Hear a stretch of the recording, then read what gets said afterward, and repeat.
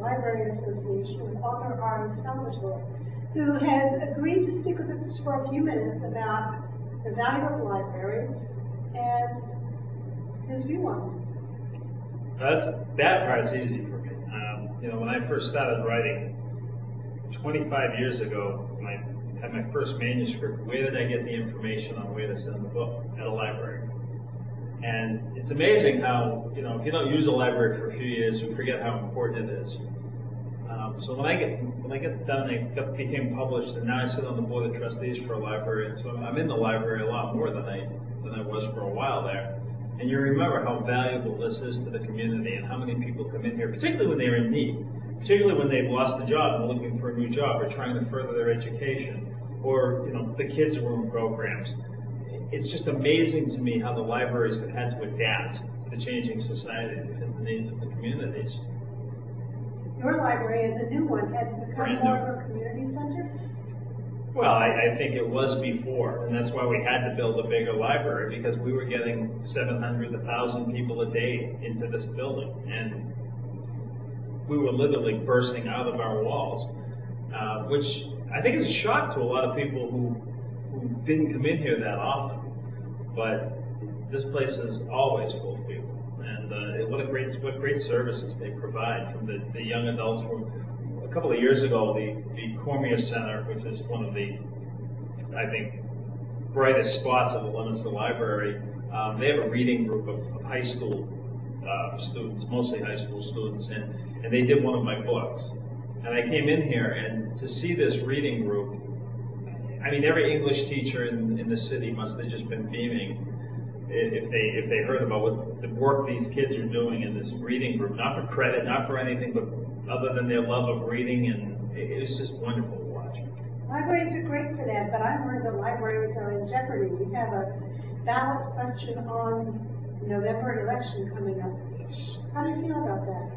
Okay, like everybody else, I'm mad. I mean, everybody knows.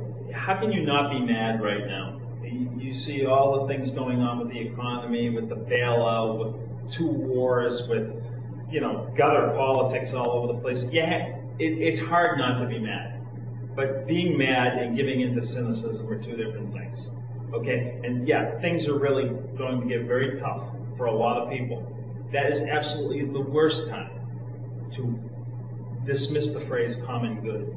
We got to stand in this together. You need places like libraries and schools are going to become all the more important as we try to transition our economy to the future. You can't just give up on it. You can't give in to that kind of cynicism. And if we were to pass question 1 in this state, the cuts would be so dramatic. I travel all over the country. I go on book tours. I've been in every state. And the first thing people say when they find out you're from Massachusetts is, well, you guys have great colleges. You guys have a great education system. I'm proud of this state. That's who we are. We're a state that flourishes under the concept of common good, right? To give into the cynicism and say, no, it's all corrupt, it's all bad. There are a lot of people who like to spotlight all the bad things. What about all the good things? What about the people who come to the library with a manuscript, and they have no idea what to do with this manuscript, but they find the resources and the people here who help them, and they find a place to send that manuscript, and then they become a published author because of it. Okay? What about the letters I get from kids? They don't have the money to go buy the books, so they go to the library and get the books. Hey, this idea that we stand separately and we're better off is crazy. It's an anathema to who we are. We can't afford to shut down our libraries, to underfund our schools, to underfund our state colleges. State college is, I went to state college. I went to Leominster High School, Fitchburg State College. I got a great education. My parents couldn't have afforded one of the private schools. You can't cut things like that out.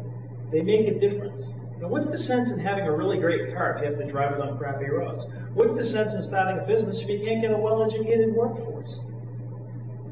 So, absolutely right. So you'll be voting no? I'll be voting no. I'm as mad as everyone else. And when I hear the stories of waste, and I hear all the people complaining, well, I get as mad as everybody else. And I want the government to run efficiently, and I want the government to run smartly. But we're in this together. And the expression of us being in this together is through the government. It's through civics. It's through libraries. It's through public education. Well, you're certainly a man who has a great sense of democracy. So I thank you for speaking with us. And I hope everyone who sees us will vote no on question 1. Don't give in to cynicism. We can get through this. We will.